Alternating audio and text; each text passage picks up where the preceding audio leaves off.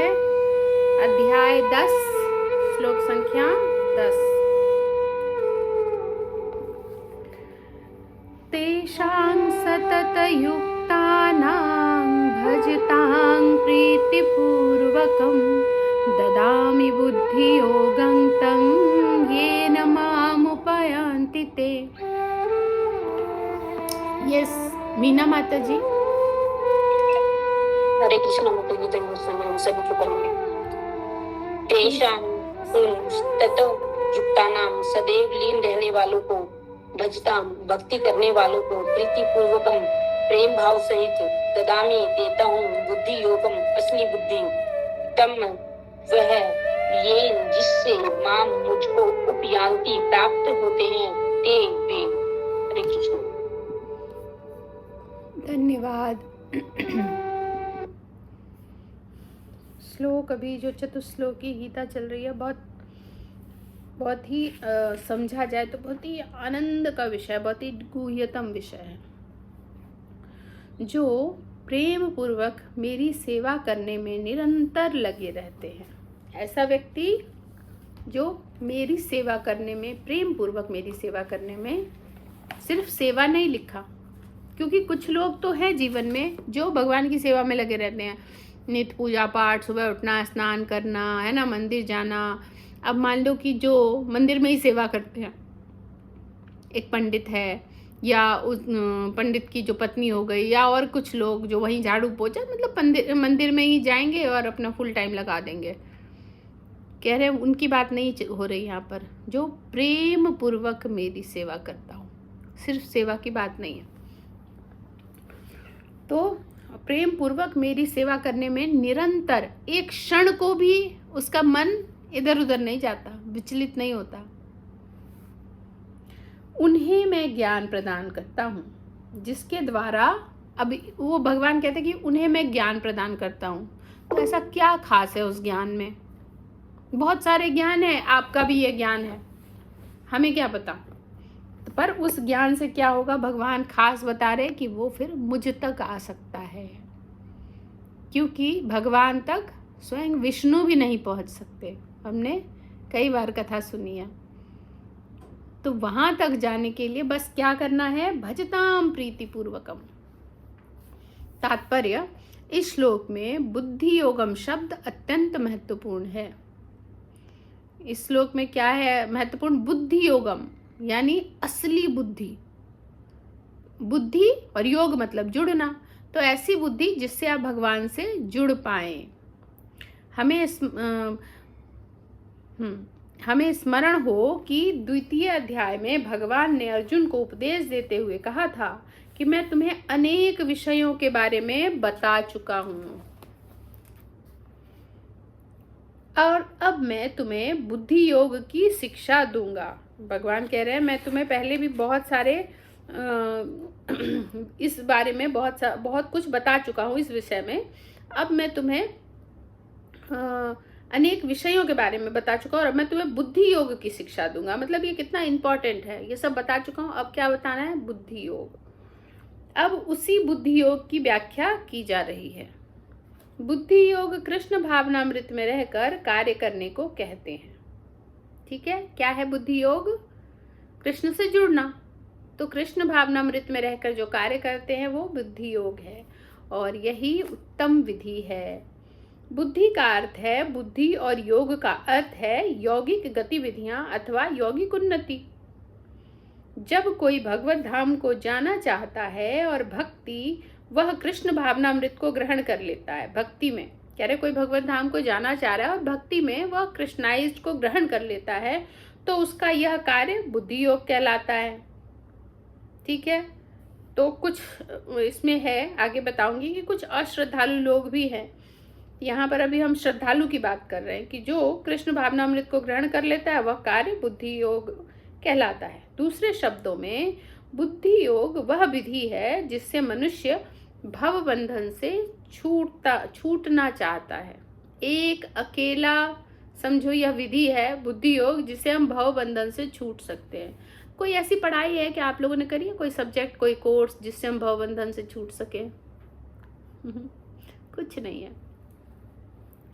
उन्नति करने का चरम लक्ष्य कृष्ण प्राप्ति है, मतलब अल्टीमेट गोल कृष्ण प्राप्ति। आप कितने भी ऐसे कैसे मापे जाओगे कि आपने खूब उन्नति कर ली, तो चरम लक्ष्य कृष्ण है। अगर आपने कृष्ण को पा लिया तो यानी आप उन्नति कर लिया आपने, और कृष्ण को नहीं पाया उसके बाद आप चाहे कुछ भी बन गए, वो भौतिकता में आपको जो मिला सो मिला, वो भौतिकता का है। वैसे फाइनल डेस्टिनेशन वो नहीं है, वो संपूर्ण गोल नहीं है। उन्नति करने का चरम लक्ष्य कृष्ण प्राप्ति है, लोग इसे नहीं जानते, अतः भक्त। अच्छा, यहाँ पर अगर आप लोग सीरियसली ये समझ लें कि उन्नति करने का चरम लक्ष्य कृष्ण प्राप्ति है, अगर हम सीरियस समझ लें तो क्या होगा? हम फिर ऐसे रह पाएंगे? हम बहुत सीरियस हो जाएंगे। एक मिनट,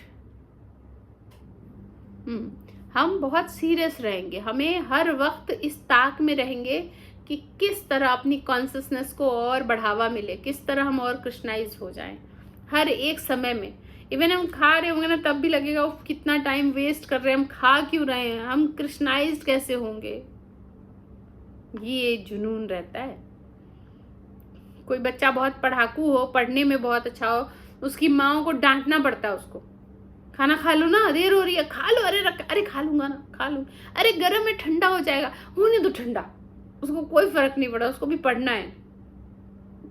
पर भूख सताएगी तो थोड़ा बहुत उठ के जब मर्जी खा लेगा ठंडा, कैसा भी। उस पर उसका फोकस ही नहीं है कि खाना ऐसा होना चाहिए वैसा होना चाहिए, उसका फोकस तो वहाँ है अपनी स्वाध्याय में। ऐसे ही अगर कृष्ण पे फोकस हो जाए, कुछ भी अच्छा नहीं लगेगा। लोग इसे नहीं जानते, अतः भक्तों तथा प्रामाणिक गुरु की संगति आवश्यक है, क्योंकि बाकी जो लोग हैं जिनसे हम संग करते हैं वो इसको जानते ही नहीं। तो कैसे जाने? क्या करना है कि भक्तों का संग और प्रामाणिक गुरु का संग हमें करना चाहिए, जो इस ज्ञान को रखते हैं अपने पास, बताने की क्षमता, समझाने की क्षमता, देने की क्षमता, तो उनका संग करना चाहिए। मनुष्य को ज्ञात होना चाहिए कि कृष्ण ही लक्ष्य हैं। मनुष्य को ज्ञात होना चाहिए कि कृष्ण ही लक्ष्य हैं, और जब निर्दिष्ट है तो पथ पर मंदाग्नि से प्रगति करने पर भी अंतिम लक्ष्य प्राप्त हो जाता है। कहते हैं मनुष्य को बस ये पता होना चाहिए कि लक्ष्य कृष्ण ही है, एको हम द्वितीयो नास्ति, भगवान ही है सिर्फ, बाकी सब नष्ट भ्रष्ट है, कुछ है ही नहीं। तो यहाँ पर कि अगर मंदाग्नि से कोई धीरे धीरे भी चलता है, अगर उसको उसका लक्ष्य मालूम है, धीरे धीरे भी चलता है, तो अंतिम लक्ष्य वो प्राप्त कर ही लेता है। लेकिन हमें इसका डर है कि हम अगर धीरे धीरे चलें तो हमारे पास समय का बड़ा अभाव है। हमें नहीं पता ना, हमें कोई गारंटी नहीं मिली कि शालू माता जी तुम 100 साल जियोगे, तो तुम्हारे पास अभी बचे पूरे है ना कितने 60 साल या 70 साल जो भी है ना, तुम्हारे इतने बच गए, तो वाह इतने सालों में तो मैं अगर रोज थोड़ा थोड़ा भी करूं तो पहुंच ही जाऊंगी। नहीं पता हमें। उससे बड़ी बात, सबसे बड़ी बात कि एज नहीं पता, अगले क्षण भी कुछ भी हो सकता है। उसके बाद अगर एज रहती भी है तो ऐसा बुढ़ापा आता है कि कुछ किया नहीं जाता। कैसे समझे? अभी एक दिन हल्का सा सर दर्द हो जाए, हमारी जपा सब छूट जाती है, हो नहीं रहा, कुछ नहीं कर पा रहे हम। अरे एक दिन हल्के से सर दर्द में ये हालत, बुढ़ापा आएगा तो क्या होगा? जो चीज का हम निरंतर अभ्यास करते हैं वो चीज फिर भी बनी रह जाती है ना। हम अगर बस नीचे झुकना भी नहीं आता हमें, मतलब अगर कोई किसी को बोलूं मैं अपने योग के दौरान कि पादहस्तासन करे, पैरों को टच करना, वो नहीं किया उन्होंने पहले, तो नहीं हो रहा, बैक दुख रहा है, पीठ नहीं, अकड़ी हुई है सारी नसें, नहीं कर पाएंगे। लेकिन अगर मैं किसी को बिल्कुल जैसे पहले उकड़ू बैठते थे, मलासन बोलते हैं उसको, कि अगर उसको मलासन में बैठने का अभ्यास बना है तो वो 100 साल की आयु में भी उसमें बैठ सकता है, हार्ड वाले पोस्चर में भी, क्योंकि उसको पता ही नहीं चला कब जवानी से बुढ़ापा आ गया, वो तो बैठते ही रह गया ना ऐसे हर दिन उसको पता ही नहीं चला, है ना। लेकिन वही है, अगर अभी से अभ्यास करेंगे, अपनी जिह्वा को, मन को, शरीर को अभ्यास में डालेंगे तो वो करता चला जाएगा। तो बहुत जरूरी है आज और इसी क्षण अभी से ये सारे अभ्यास करना। कल कर लेंगे जैसी कोई चीज नहीं होती। ये चीज होती ना तो सब के सब बड़े एकदम कहते हैं ना अच्छे वाले करोड़पति होते हैं, पैसा भरा होता सबके पास। सबके पास क्यों नहीं है? कुछ लोग एफर्ट लगाते हैं, कुछ लोग कल कर लेंगे ना, वो ख्वाबों में ही रहते हैं। कभी उनको कुछ बिजनेस करना है, जॉब करना है या पढ़ाई करनी है, यहीं से उनका कल वाला पैटर्न चालू हो जाता है जो लाइफ टाइम चलता है। फिर वो कहते हैं अरे सपने तो मेरे भी बड़े बड़े थे, कुछ दिक्कतें आ गई। किसको दिक्कत नहीं आती। तो हमारे जो सपने हैं उस बड़े से भी बड़े हैं, बहुत बड़े हैं, इतने बड़े कि वो फाइनल है, वो अंतिम लक्ष्य है, इतना बड़ा सपना है। तो अपने इस सपने को साकार करने के लिए थोड़ा थोड़ा प्रयास रोज करें, हर दिन की आज मैंने नया क्या स्टार्ट किया, आज मैंने और क्या ऐड किया, आज मैंने क्या किया, क्या मैं पहले वाले पैटर्न पे ही हूँ, अभी भी सीखना है, मुझे आगे बढ़ना है, उतने से काम नहीं चलेगा, हर दिन एफर्ट को बढ़ाना है। मैं जब योग भी कराती हूँ तो बहुत स्लो, जो कुछ नहीं कर पाते मैं उनको क्या बोलती हूँ, कुछ भी लाइक जंपिंग जैक ही अगर करा दिया तो मैं बोलूँगी 5 बार कर लीजिए, जिनके घुटने में 5 बार, अगले दिन कहूँगी 6 बार, 7 बार, ऐसे करते करते महीने साल में वो 50-100 बार तक आराम से पहुँच जाते हैं, 200-300 बार तक पहुँच जाएंगे, है ना, थोड़े ही दिनों में।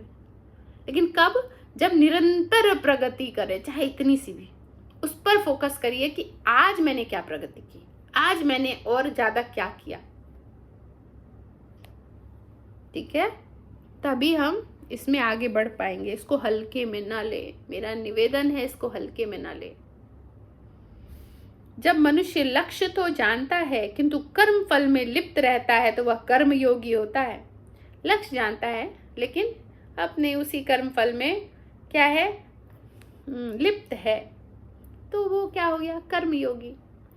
यह जानते हुए कि लक्ष्य कृष्ण है, जब कोई कृष्ण को समझने के लिए मानसिक चिंतन का सहारा लेता है तो वह ज्ञान योग में लीन होता है। अपने मन से मानसिक चिंतन, तो वो ज्ञान योग में लीन हो गया। किंतु जब वह लक्ष्य को जानकर कृष्ण भावनामृत तथा भक्ति में कृष्ण की खोज करता है तो वह भक्ति योगी या बुद्धि योगी होता है ना। जब लक्ष्य को जान गया और कृष्ण भावनामृत तथा भक्ति में कृष्ण की खोज करता है, इसमें रहकर, कृष्णाइज रहकर, अर्थात भक्तों के संग रहकर, गुरु ने क्या कहा, है ना, हमारे काउंसलर ने क्या कहा, शिक्षा गुरु ने क्या कहा, प्रभुपाद ने क्या कहा, भगवान ने क्या कहा, सब कुछ समझते हुए धीरे धीरे आगे बढ़ता है तो वह बुद्धि योगी होता है। और यही पूर्ण योग है। यह पूर्ण योग ही जीवन की सिद्धावस्था है। जब व्यक्ति प्रामाणिक गुरु के होते हुए तथा आध्यात्मिक संघ से संबंध करके भी रहकर भी प्रगति नहीं कर पाता क्योंकि वह बुद्धिमान नहीं, तो कृष्ण उसके अंतर से उपदेश देते हैं। जब क्या कह रहे हैं, व्यक्ति प्रामाणिक गुरु के होते हुए भी आध्यात्मिक संघ से संबंध में रहकर भी जाता भी है, संगति भी होती है, प्रामाणिक गुरु से भी कनेक्टेड है, फिर भी प्रगति नहीं कर पाता क्योंकि वो बुद्धिमान नहीं है, तो कृष्ण उसके अंदर से उपदेश देते हैं उसको, जिससे वह सरलता से उन तक पहुंच सके। इसके लिए जिस योग्यता की अपेक्षा है वह यह है कि कृष्ण भावनामृत में निरंतर रहकर प्रेम तथा भक्ति के साथ सभी प्रकार की सेवा की जाए। एक ही योग्यता होनी चाहिए कि वो रेगुलर रहे। फिर रेगुलर रहता है तो फिर उस पर गुरु की दृष्टि पड़ती है, फिर वहाँ क्या दिक्कत है गुरु उसमें घुसकर उस दिक्कत को ठीक करता है।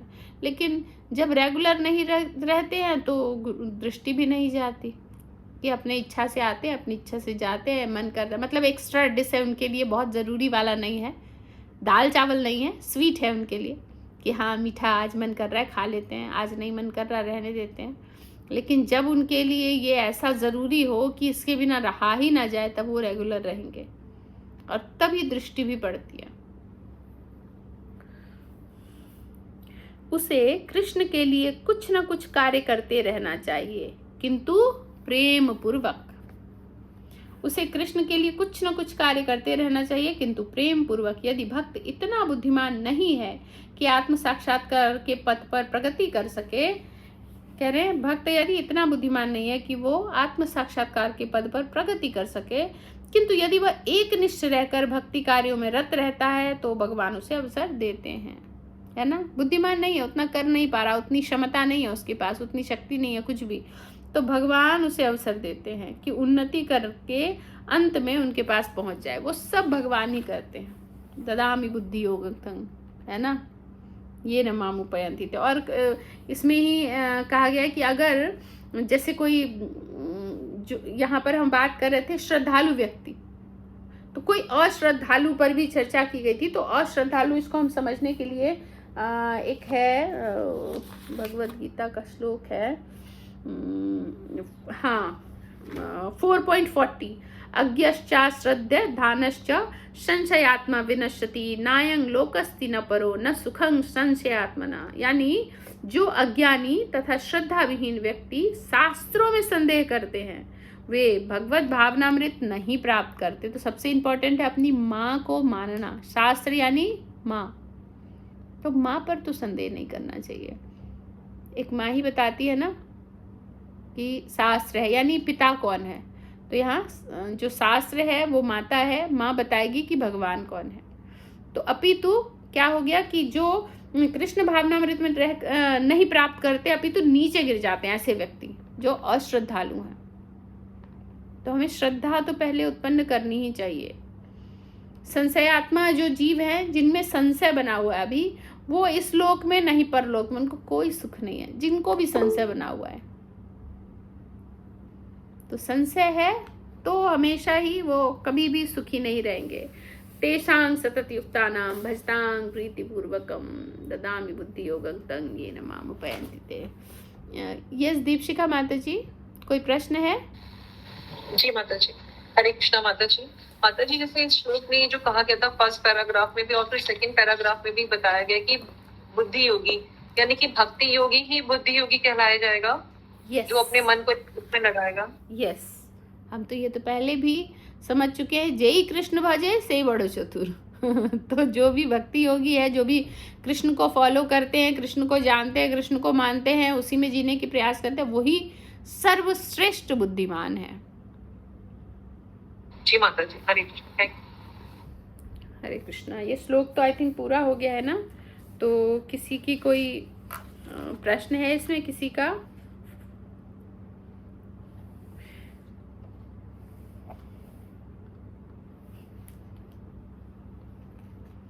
यस रचना माता जी। हरे कृष्ण माता जी, मेरा प्रश्न ये था कि अभी जो आप संशय की बात की है, किस संदर्भ में संशय? मतलब भगवान के विषय में संशय? हाँ, भगवान के विषय, यस, संशय होता है ना भगवान के विषय में, भगवान है या नहीं, या ये शास्त्र क्या है, किसी इंसान ने खुद से लिख दिया होगा, लिखा हुआ है, कोई शक्ति है, भगवान नहीं है, ये जो संशय है, या हम भक्ति कर भी रहे हैं पर अभी तक संशय बना हुआ है मन में कि क्या कृष्ण ही। उस संदर्भ में हमको एक संशय हमेशा रहता है जी, ये सारी मृत्यु के बाद की जो स्टोरी है तो किसने देखी है? जो इतनी सारी कथाएं मृत्यु के बारे में ही सुनाया जाता है, ये हम कैसे मान लें? ठीक है, सही बात की, हम कैसे मान लें। तो यहाँ पर अभी मैंने उसमें ही चर्चा की कि अपनी माता पे तो हमें भरोसा करना चाहिए ना, कि माता जो कहे कि बेटा ये पिता है तुम्हारे, करना चाहिए। तो यहाँ पर शास्त्र हमारी माता है और सारा डिटेल बताया जा रहा है कि किसने लिखा, किसने पढ़ा, किससे किसको मिला, हर चीज़ तो हमें पूर्ववत ही बताई जा रही है। हर चीज़ हम जीवन में ना नहीं समझ पाएंगे। एक सब्जेक्ट को लेकर आप आगे बढ़ रहे हैं, मान लो हम स्त्रियां हैं, हमारा एक सब्जेक्ट है कि हम खाना बनाते हैं, ठीक है, खाना बनाने में भी हम जिस चीज़ को लेकर आगे बढ़ रहे हैं हमें उतना पता है, बाकी हर चीज़ नहीं पता। हर चीज़ कैसे पता है? मान लो आपके प्रभु जी बच्चे सब सीए हैं, तो कोई सीए का कुछ वर्क है, ऐसा नियम, तो आपको कोई बताएगा तो आपको पता, मुझे नहीं पता, तो वो कहेंगे अरे मैं कह रहा हूँ ना, मैं सीए हूँ, हाँ उसमें ऐसा होता है, ये तो आपको अच्छा होता है, फिर आप में कॉन्फिडेंट आएगा कि हाँ ये वाला ऐसे ये नियम है। तो जब हमें पता ही नहीं तो हम क्या बताएंगे, लेकिन जिनको पता है उनकी बात तो मानते हैं हम। वैसे ही शास्त्र हमें एक एक चीज़ बता रहे हैं, तो इसलिए हमें शास्त्रों पे ये मानना ही पड़ेगा। और अगर संशय में रहकर हम आ रहे हैं, जिए जा रहे हैं, घुसे जा रहे हैं चुपचाप से, पर संशय अंदर है, पल रहा है, तो संशय से जितनी जल्दी हो निवृत्ति पाए। 50 बार क्वेश्चन पूछे, 50,000 बार पूछे, लेकिन निवृत्ति नहीं पाएंगे, अगर उससे छुटकारा नहीं मिलेगा तो फिर भक्ति में रहने का कोई मतलब ही नहीं है। जब तक आपको किसी भी व्यक्ति के लिए 100% ट्रस्ट ही नहीं है तो रिश्ता आगे बढ़ ही नहीं सकता, है ना।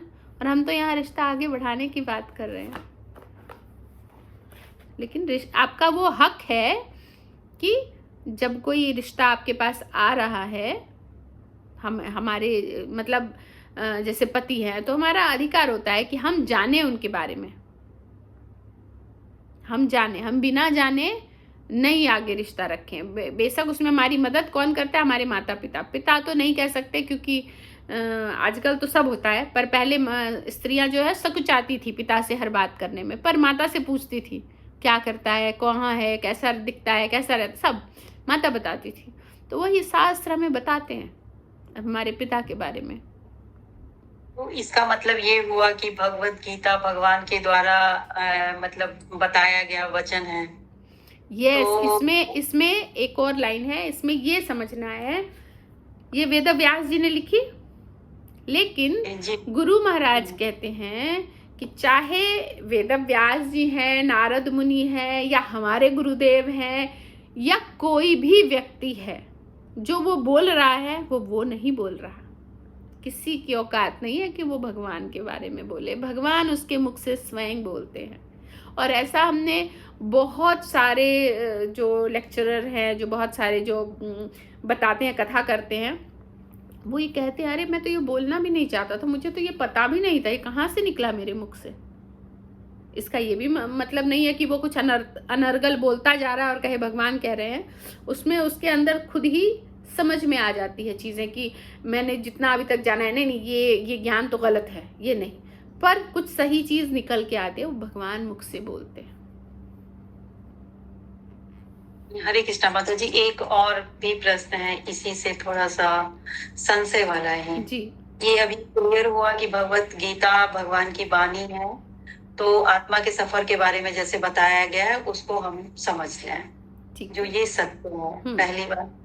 और दूसरी बात थोड़ा सा है कि ये जो भगवत गीता यथारूप है श्री प्रभुपाद जी का लिखा हुआ, तो इसका जो मतलब वो है भावार्थ जिसको बोलते हैं, उससे भी बड़ा है विस्तृत विवरण किया गया है।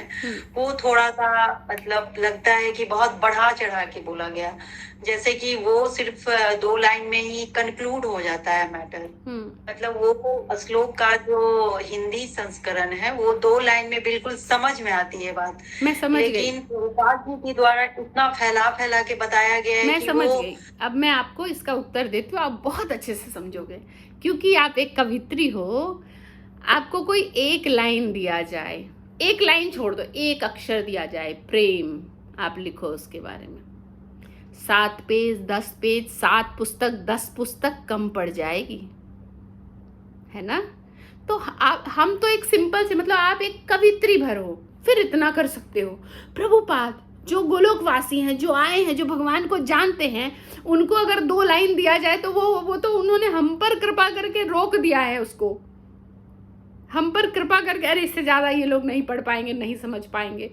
तो उसमें प्रभुपाद ने नहीं लिखी है, जो श्लोका है, शब्दार्थ है, सब श्लोका तो भगवान ने कही है, उसका संस्कृत के हिसाब से शब्दार्थ है।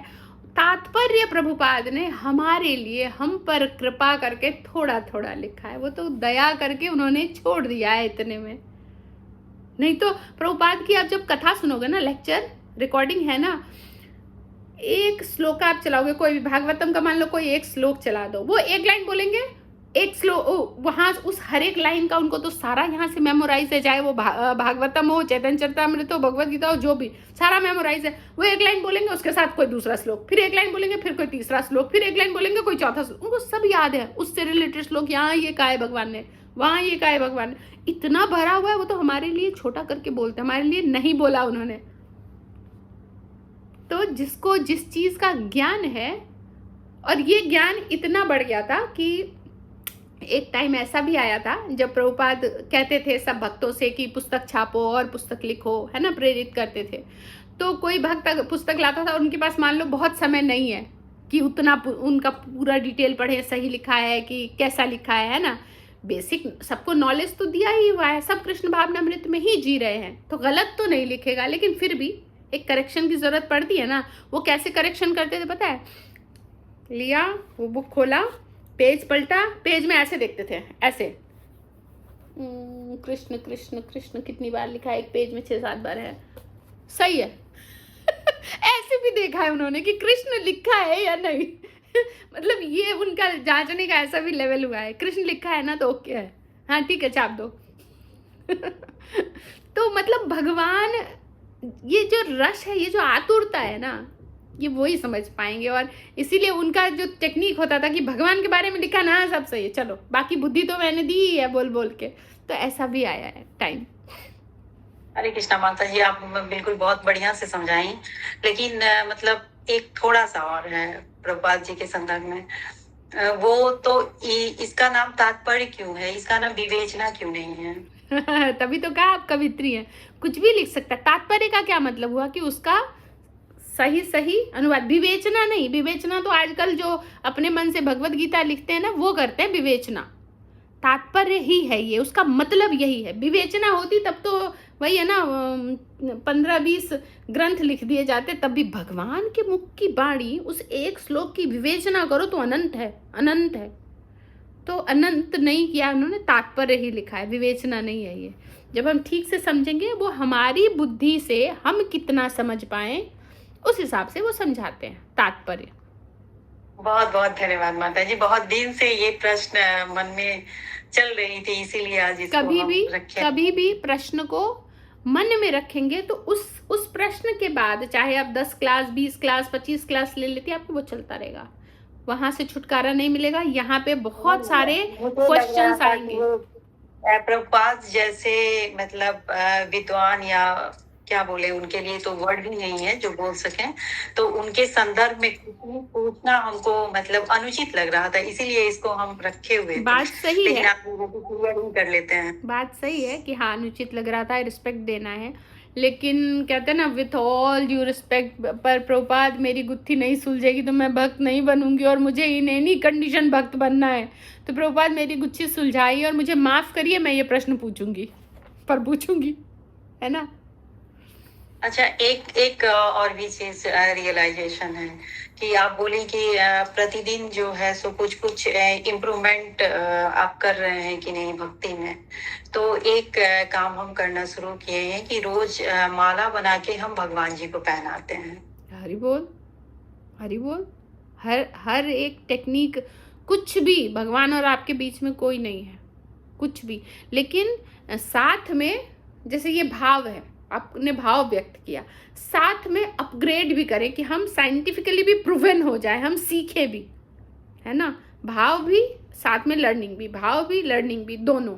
सिर्फ भाव रहने से डमाडोल हो जाता है, सिर्फ लर्निंग रहने से भक्ति नहीं आती, तो दोनों चाहिए। ठीक, थैंक यू, बहुत अच्छा करते हैं आप माला बनाना। बल्कि आप चाहो तो यूट्यूब पे भी शायद होता होगा, आई डोंट नो, बहुत सुंदर सुंदर मालाएं बनती है। हमारी उषा माता जी तो अभी नहीं आती है, उषा माता जी आती थी, उनको बहुत सुंदर मालाएं बनानी आती है। थोड़ा बहुत संगीता मैया ने भी सीखा ही होगा, तो चाहो तो उनसे भी हेल्प ले लेना, या यूट्यूब पे सर्च करोगे, आई थिंक आजकल किसी की ज़रूरत नहीं पड़ती कि माला, छोटे छोटे फ्लावर्स के डिज़ाइन बहुत सुंदर सुंदर बनते हैं। ठीक है, यस मीना माता जी, आपका कोई प्रश्न है? हरे कृष्णा माता जी। माता जी मेरा क्वेश्चन से श्लोका से कोई क्वेश्चन नहीं है। ठीक है, बहुत अच्छा प्रश्न है मीना माता जी आपका, कि इंसान सुख दुख जो भोगता है वो जीवित रहते रहते भोगता है, मृत्यु के बाद तो नहीं भोगता, है ना। सुख और दुख जब तक आप भगवत धाम नहीं चले जाते, आपका पीछा नहीं छोड़ती, हमेशा रहेगी। यहाँ अभी ये शरीर मिला है तो हम होशपूर्ण है कि ये जो मुझे मीना माता जी का एक शरीर मिला है, एक कॉस्ट्यूम मिला है जो कि एक स्त्री का है, जो कि एक वैश्य परिवार से कनेक्टेड है ना, वगैरह वगैरह। तो ये शरीर है, तो इस शरीर को दुख तो मिल रहे हैं, अभी आपको पता है, इसमें मुझे कोई प्रूफ नहीं करना, खुद ही पता है।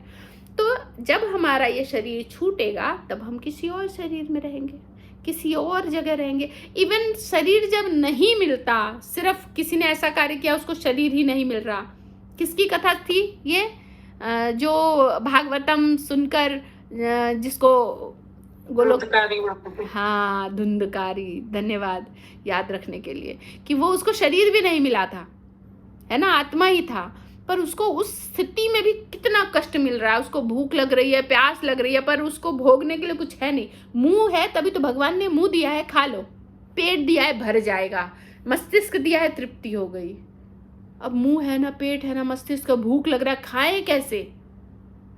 कुछ इच्छा है तो करें कैसे? इसीलिए वो शरीर, वो जो आत्माएं हैं वो शरीर ढूंढती रहती है। हम कहते हैं ना इसके शरीर में कोई आत्मा घुस गई है, हम सुनते हैं ना, वो ढूंढती रहती है शरीर की, उसको कुछ तृप्ति करनी है।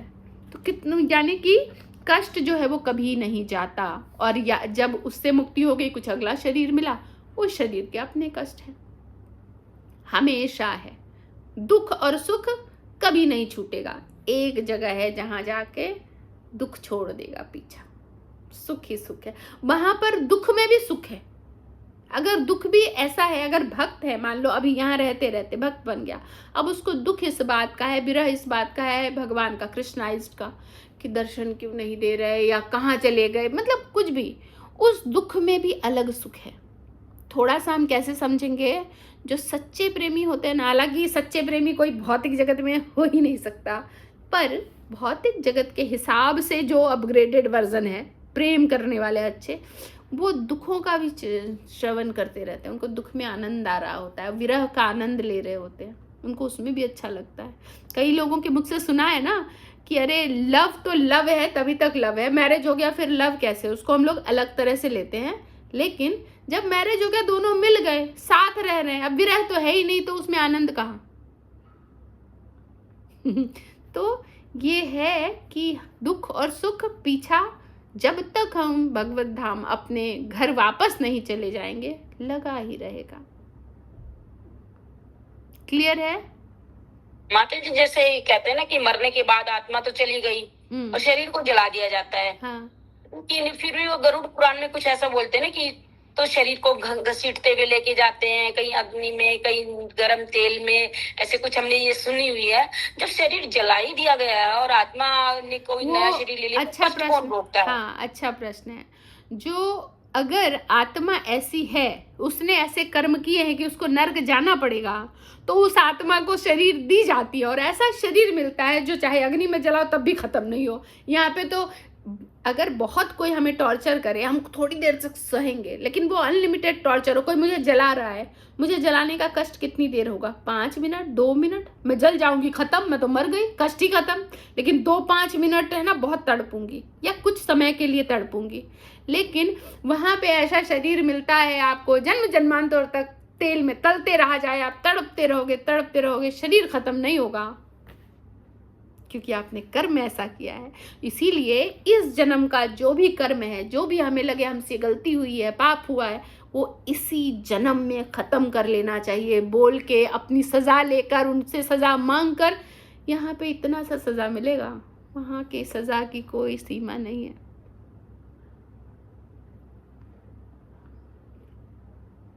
ठीक है माता जी? फिर शरीर जब दूसरा मिल गया, तो इस बुरे कर्म तो इस शरीर ने किए ना? नहीं, बुरे कर्म इस शरीर ने नहीं किए। शरीर तो हमें, हम एक लीडर है इस शरीर का, हमारा मस्तिष्क, मन, आत्मा लीडर है, वो कर रहा था, उसको भुगतना पड़ता है। शरीर तो हर बार बदलता रहता है, शरीर नहीं करता बुरा कर्म। ये जो हम है, हम बोलते हैं मैं सुंदर हूं, मतलब मैं अपने शरीर से आसक्त हो गई। वो मैं कौन है? आत्मा है ना। चाहे हमारा शरीर कबूतर का भी बन जाए, तब भी मैं कहूंगी यार मेरी कबूतरनी कितनी सुंदर है, क्या है ये, है ना। बंदर को बंदरिया बहुत सुंदर लगती है, क्या वो सुंदर होती है? तो यही सच्चाई है कि ये कॉस्ट्यूम है, कुछ नहीं धरा इसमें, कुछ नहीं धरा। भगवान बहुत बहुत आपका शुक्रिया कि ऐसा कॉस्ट्यूम दिया कि अब मैं इस कॉस्ट्यूम की मदद से भक्त बन सकती हूँ, आपको प्रभावित कर सकती हूँ। तो मैं पूरी कोशिश करूँगी भक्ति करने की, जो मेरे गुरु ने कहा है, जो आपके शास्त्रों ने कहा है, मैं वो फॉलो करूँगी। और अब मैं आपके पास आऊँगी। आपका धन्यवाद, आप तक पहुँचने के लिए भी आपने ही कृपा की। आप नाराज़ नहीं हुए, मैं आपको छोड़कर आ गई, आप नाराज़ नहीं हो। आपने फिर मेरी मदद की कि एक कॉस्ट्यूम दिया कि ये कॉस्ट्यूम है, उसके अंदर आत्मा डालो, अब तुम फिर से ट्राई करो। तो इतने कृपालु है भगवान। धन्यवाद। ये सृष्टि मैया।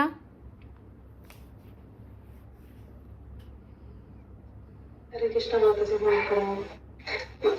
सृष्टि माता जी अभी और भी आगे में अच्छी चर्चा होगी ना। माता जी बुद्धि योगम शब्द समझना था पहले तो मुझे। ये बुद्धि योगम पूरे श्लोक में, काफी श्लोक में बुद्धि बुद्धि योग की ही चर्चा की गई बुद्धि है। योगम, बुद्धि का मतलब बुद्धि, समझ में आ गया। योग मतलब जुड़ना, ये भी समझ में आ गया। अब जुड़ना, यहाँ पर योग हम पूरे भगवत गीता में समझते आ रहे हैं कि जब हम योग, यहाँ पर भगवान से जुड़ने की बात के बारे में कहा गया है। योग, जुड़ना, भगवान से जुड़ना। तो ऐसी बुद्धि जो हमें भगवान से जोड़ती है, हो गई बुद्धि योगम।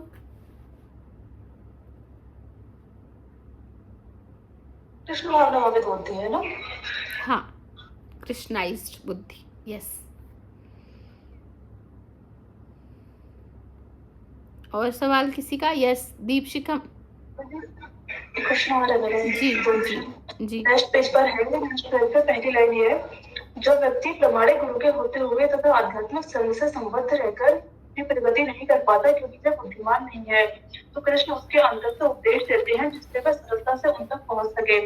तो मुझे थोड़ा सा ये डाउट, मतलब ये ऐसा लग रहा है कि प्रमाणिक गुरु के होते हुए तथा आध्यात्मिक संघ से मैं संबद्ध बता रहकर, रही हूँ। मतलब आध्यात्मिक गुरु मिल गया, प्रमाणिक गुरु भी मिल गए, सब बुद्धिमान नहीं क्यों कहा जा रहा है? ठीक है, मैं बताती हूँ। जैसे इसमें कहा गया है कि कोई व्यक्ति कम बुद्धिमान है, मतलब जिसे समझो ना भोली भाली माताएं हैं, बहुत ज़्यादा पढ़ी लिखी नहीं है या बहुत बुद्धि नहीं है। अब वो, उन्होंने दीक्षा ले ली, गुरु की शरणागति में भी आ गए, लेकिन वो अभी तक पूरी बात नहीं समझ पा रहे, भोले हैं, सीधे हैं, है ना। तो फिर ऐसा कैसे होगा?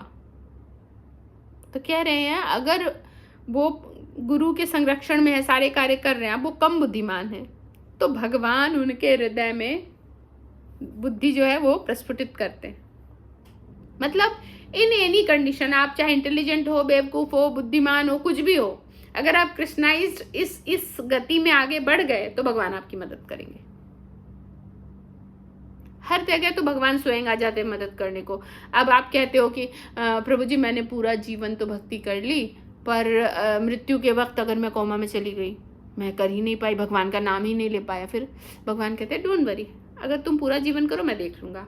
फिर क्या हम कभी पूछते हैं अच्छा कोमा में नहीं गए पर मृत्यु के वक्त मान लो हमारी ज़बान ही बंद हो गई, तो भगवान कहते हैं डोंट वरी मैं देख लूँगा। पर फिर से हम कहेंगे पर कृष्णा सुना है, अलग अलग क्वेश्चन आते हैं हमारे मन में, सुना है मृत्यु के वक्त कफ पित्त वात सब गले में आके अवरुद्ध हो जाता, कुछ बोला ही नहीं जाता। फिर भगवान कहते हैं मैं हूँ ना, आप कुछ भी कह लो मैं हूँ ना। वो कहेंगे शर्त एक ही है कि अभी आप कृष्णाइज्ड रहो। प्रॉब्लम जब होगी, जब आप कर ही नहीं पा रहे हो, तो मैं हूं ना वाला चलेगा। लेकिन हम कर पा रहे, भगवान आप हो ना, हम अभी सोने दो, आप तो हो ही, कर लोगे। तो ऐसे भी नहीं है भगवान। अगर हम अपना सब कुछ कर रहे हैं, दे रहे हैं, तब प्रॉब्लम है तो भगवान है, बिना प्रॉब्लम के नहीं। कुंती महारानी वैसे ही थोड़ी कह रही है प्रॉब्लम ही दे दो प्रॉब्लम ही दे दो। आप जब हो प्रॉब्लम में, हर समस्या में, तो समस्या ही दे दो, ठीक है।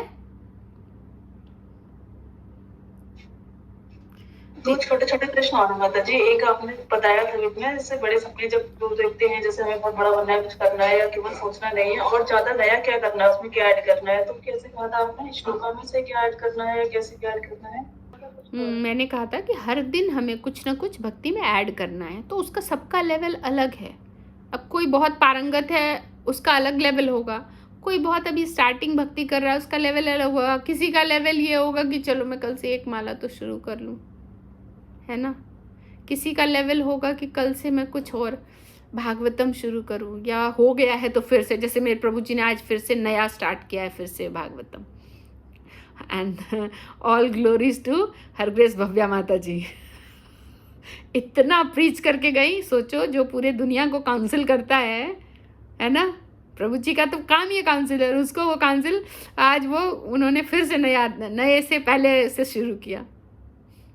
तो ये हर किसी का अलग है। आप अपने आप को खुद देखेंगे कि मैं कितने पानी में हूँ, मैं क्या कर रही हूँ, इसमें मुझे बढ़ाना है ना। ये मैं नहीं बता सकती, बस अपनी कंडीशन के हिसाब से हम थोड़े से और अपग्रेड होना है। मैं ऐसे ही बोलती हूँ कि हर दिन जब हम कथा सुनते हैं तो उसमें से कोई एक बात ले लेनी है कि ये बात आज मैं पूरे दिन इसको फॉलो करूँगी, 24 घंटे कम से कम। जब 24 घंटे हो जाते हैं ना, तो एनर्जी आती है कि इसको थोड़ा और कंटिन्यू किया जाए, थोड़ा और, फिर वो आदत हो जाती है, फिर लाइफ टाइम रह जाती है। जैसे मीनू माता जी का थोड़े दिन का पहले कंटिन्यू था चाय का, 1 दिन 2 दिन 3 दिन, फिर कुछ दिन बढ़ा, फिर उन्होंने अब प्रण लिया, अब हिम्मत की बताने की। तो ये प्रण धीरे धीरे ही कोई चीज़ बढ़ता है, एकदम से जादू नहीं होती। ठीक है, खत्म हो गए ठीक है प्रश्न? माता जी, तो अभी सुनती है, अप्लाई करना है। एक चीज और है माता जी, बस एक प्रश्न। आपने एक लाइन बोली थी और मैं हमेशा सुनती हूँ ये कथावाचकों से, भगवान के मुख से जैसे स्वयं भगवान ही बोलते हैं, जी भगवान। मतलब जो लोग भी भगवत गीता या शास्त्र वगैरह पढ़ते हैं उनके मुख से भगवान स्वयं बोलते हैं। तो आपने शास्त्र के नहीं विषय में नहीं, ऐसा नहीं है कि जो भी भगवत गीता पढ़ते हैं उनके मुख से भगवान बोलते हैं। पहले उनको शुद्ध होना पड़ता है ना। पहले हमें जो गुरु कह रहे हैं हम वो सारी चीज़ें कर रहे हैं, गुरु के शेल्टर में आ गए, हमें सब कुछ पता चल गया, अब हम भी कथा कर रहे हैं, तो आप उस लायक अगर हैं तब हाँ भगवान ही आपके मुख से प्रचार करते हैं। नहीं तो फिर इतने सारे जो भक्त मैसेज भेज रहे हैं, गीता में भगवान ने ये कहा, गीता ने वो कहा, उनके मुख से क्यों नहीं बोलते फिर, है ना। तो ये पहले उस लायक बनो, मतलब अपनी पात्रता बढ़ाइए, फिर उस पात्र में हमें खीर दूध जो भी चाहिए वो मिलेगा। भगवत गीता जब पढ़ रहे हैं माता जी उस समय नहीं, मतलब जैसे ऐसे तो कुछ लोग तो फेक भी लिख देते हैं, फेक चीजें भी आती है भगवत गीता के नाम पे बहुत, लेकिन जिस समय हम उस पे पढ़ रहे हैं भाव इम्पोर्टेंट है। अगर आपको लगता है कि वो भाव है, हम मतलब बहुत ही भाव से कुछ लोग पढ़ते हैं भगवत गीता, तो हाँ, और पढ़ते हैं क्या, वो तो देख के रीडिंग कर रहे हैं, तब तो भगवान की बात ही पढ़ रहे हैं, ऑटोमेटिकली वो बात भगवान की है। लेकिन जब वो कुछ खुद से भी ऐड ऑन करते हैं, समझाने के लिए कहते हैं, वो बातें मैं उसकी बात कर रही हूँ कि जब कोई उस लेवल पे पहुंच जाए। अभी हम इन सब चीज़ों में ना जल्दबाजी ना करें कि मेरे साथ भी होगा, अभी जल्दबाजी नहीं। सोच अपने लिए तो वरिष्ठ भक्त भी नहीं सोचते कि मेरे मुख से बोल रहे हैं, वो औरों के लिए बोल देते हैं कि कई बार उनको फील होता है तो मुख से निकल जाता है कि ये तो मैंने सोचा ही नहीं था, ये तो मैंने बोला ही नहीं था। लेकिन कहते हैं ना कि वो अब पूरी तरह सीख गए हैं कि क्या करना है, उसमें थोड़ा सा कुछ इधर उधर, जैसे खाना बनाना, किसी को खाना बनाना आ जाता है, फिर थोड़ी सी इधर उधर भी करें तो वो ददामी बुद्धि होगा। मान लो आज मैंने जैसे बनाई थी पनीर की सब्जी, उसका कोई नाम नहीं है कि शाही पनीर, ये पनीर अपने मन से बनाई, फिर मुझे क्या अच्छा लगा, मैंने एक्सपेरिमेंट किया, भगवान को ये शायद मैं सोच रही हूँ कि वो भगवान की इच्छा होगी। उसमें क्या डाला मैंने, केवड़ा एसेंस, फ्रेगनेंस, अच्छी फ्रेगनेंस आएगी, तो वो डाल के उसको ट्राई किया, तो अच्छा बना। तो मैंने कहा आज यही इच्छा होगी भगवान की। तो कब, जब हमने इतने साल खाना बनाने की प्रैक्टिस कर ली है सही तरीके से, तो थोड़ा सा कुछ ट्राई भी कर लिया। तो पहले भक्ति गुरु के सानिध्य में रहकर प्रैक्टिस कीजिए, फिर अगर कुछ इधर उधर होता है तो हाँ सही है, पर अभी मैं हाँ नहीं कह सकती। नहीं तो हम क्या करेंगे पता है, सबसे पहले हम जाएंगे बाहर, जिसको मन, मैं भगवद गीता सुनती हूँ, मैं बोल रही हूँ, और जो मन जी आए बोलेंगे, फिर बोलेंगे भगवान बुलवा रहे हैं, हम अपराध करने में बड़े मास्टर हैं। तो इसलिए हम ऐसा, मैं ये हाँ नहीं कर रही। ठीक है, थैंक यू माता जी, बस पूछ रही थी जानने। हाँ नहीं, पूछना तो चाहिए ना, क्वेश्चन आए तो पूछ लेना चाहिए, उसका निवारण जरूरी है। दीपशिखा माता जी। हरे कृष्णा माता जी। माता जी दो छोटी छोटी बातें पूछ रही है माता जी। कभी आप जैसे वीणा माता जी को बता रहे थे, जैसे अगर हमसे कोई गलती हुई तो हम उसकी माफी मांगे ताकि हमें जो सजा मिली है वो ही मिल जाए। माता जी कई बार ऐसा होता है कि हमने गलती, चाहे हमने हमारे रिजल्ट नहीं करी, कि सामने वाले को कोई चीज गलत लग जाती है, तो हमें तो पता नहीं चलेगा हमने गलत किया उसके हिसाब से, तो हम माफी नहीं मांग पाएंगे, वो हमें नाराज करेगा। और अगर हम उसे बता दें तो चलो हम अपनी बात को क्लैरिफाई कर सकते हैं, अदरवाइज क्या करें। और दूसरी बात, और एक माता जी ने 2-3 दिन पहले बताया था कि जैसे अगर हमें कोई भक्त है, मतलब जैसे हम आपस में ग्रुप में हमें किसी की कोई बात गलत लगती है, अच्छी लगती है, हम बता देते हैं एज ए फ्रेंड, अगर हम मिलते हैं तो, है ना, कि आपने ये गलत किया। जितना मुझे समझ में आया, एक्चुअली बहुत आवाज़ क्लियर नहीं थी, पर आपका पहला प्रश्न था कि हमने अभी भक्ति नई नई शुरू की है और हम किसी सामने वाले से भी बात करते हैं, प्रचार करते हैं, कुछ भी करते हैं, और वो हो सकता है उसने कुछ अन्यथा ले लिया, कुछ गलत ले लिया, तो तब हमें पता ही नहीं, तो हम क्या करें। उसका उदाहरण भी हमें समझ में आता है। हम अगर बहुत ज़्यादा सेंसिटिव रहें, कॉन्शियस रहें ना, तो हम नहीं करेंगे गलती। और गलती अगर फिर भी हो, हमें बाद में भी पता चले, अगर पता चल गई, तो चाहे हम ये ना देखें गलती किसकी है, हमें माफ़ी मांग लेनी है, हम अपना कार्य कर लें, हमें उसको मनाने की कोशिश। कोई स्थिति है कि बहुत गड़बड़ है, मान लो सामने वाले ने हमारा रेप कर दिया और हम सोचेंगे कि नहीं नहीं गलत नहीं सोचना उसके बारे में। यहाँ पर ये वाला ऐसा टेक्निक नहीं है, लेकिन नॉर्मल हमारे साथ नॉर्मल ही रोज़मर्रा की चीज़ें होती है कि हम कुछ कड़वा कह देते हैं या हम नहीं भी कहते, हमने कुछ और तरीके से कहा, उसने कुछ और तरीके से लिया। जो हमारी जीवा की आदत है कहने की, हम वैसा कह देते हैं, लेकिन वो होती कड़ाई है। हमें नहीं पता, हमें लगता है कि नहीं हम तो ऐसे ही बोलते, ठीक ही तो बोला, मेरे मन में ये बात नहीं थी, पर सुनकर वही लगा। तो हमें उसको भी अगर पता चल गया तो शॉर्ट आउट करो, नहीं तो बोलने से पहले 4 बार सोचो, बैठकर बात करो, बैठकर समझाना ज़रूरी है। बाकी पर्टिकुलर केसेस में अलग अलग हो सकता है, उसके लिए हमें केस हिस्ट्री सबकी पता हो तो अलग है। दूसरा कोई प्रश्न था ना, वो मुझे ध्यान नहीं आ रहा, क्या था मैया? आप एक मिनट कैमरा ऑफ करके बोलिए तो शायद क्लियर होगा। माता जी जैसे हमें किसी भक्त ने टोका कि हमने ये गलती की, मतलब वो चाहे वो गलती छोटी है चाहे वो बड़ी है, कुछ माताएं तो उसको गलती को समझ लेती हैं और गलती को सुधारने की कोशिश करती हैं। लेकिन जैसे अगर कुछ ले ले ऐसे कि भी नहीं हमें टोका क्यों, तो ये जो एक भक्त के केस में तो हो जाएगा कि हम समझ लेंगे कि अगर भक्त हमारा सामने वाला नाराज है तो हमें इसे कैसे बनाने की एटलीस्ट कोशिश करनी है। लेकिन कई बार ऐसा भी होता है कि जो सामान्य लोग होते हैं, जो मतलब भक्त अभी मतलब इस्कॉन की परंपरा को नहीं जानते हैं, और वो अगर हमें ऐसी बातों पर टोक रहे हैं जो मतलब गलत होते हुए भी चले, मतलब कि बहुत छोटी छोटी बातें होती है जिसको आप इग्नोर कर सकते हैं, सो कॉल्ड, उसमें कैसे डील करना चाहिए? मतलब एक भक्त होता है तो, और सामने वाला कोई अभी भक्त नहीं है, नया है, तो हमें समझना चाहिए अभी वो जोश में है, उसको बुद्धि नहीं है, हमने हाँ कह दिया, कुछ भी कह सकते हैं हम, अच्छा मैं ध्यान रखूंगी, हमें उसे बहुत ज्ञान देने की आवश्यकता नहीं है, ठीक है अच्छा सुन लें और निकलते चलें। ज़्यादा दिक्कत हो तो वो पर्सनल वो वाले सवाल अपने काउंसलर से पूछें और फिर उस परिस्थिति को कैसे डील किया जाए वो पूछ सकते हैं। नहीं तो हमें उनसे उलझने की आवश्यकता नहीं है, क्योंकि वो भी देखो हमारी तरह वो भी अभी नए हैं, बाहर से हैं, और वो आए हैं, वो भी इसी जली हुई संसार से, दुखी संसार से आए हैं, तो अभी तो उनके मुख से वैसा ही कुछ निकलेगा ना। धीरे धीरे धीरे धीरे जब वो जानेंगे, भक्ति को जानेंगे, फिर उनको खुद रियलाइज होगा मैं क्या कर रही थी इतने दिनों से, इतने लोगों को तकलीफ दिया मैंने यहाँ आकर भी। वो जो धीरे धीरे रियलाइजेशन होगा अपने आप सुधर जाएगा। और दया करना चाहिए। कब दया करेंगे? जब लगेगा कि मैं भी ऐसी ही थी, या थी क्या अभी तक मैं ऐसी हूँ, है ना, तो फिर दया आएगी उनको, क्योंकि हम रिलेट कर पाते हैं अपनी प्रॉब्लम को। लेकिन जब हम अहंकार में अपने आप को बढ़ा चढ़ा मानते हैं तो हमें और ज़्यादा तकलीफ होती है।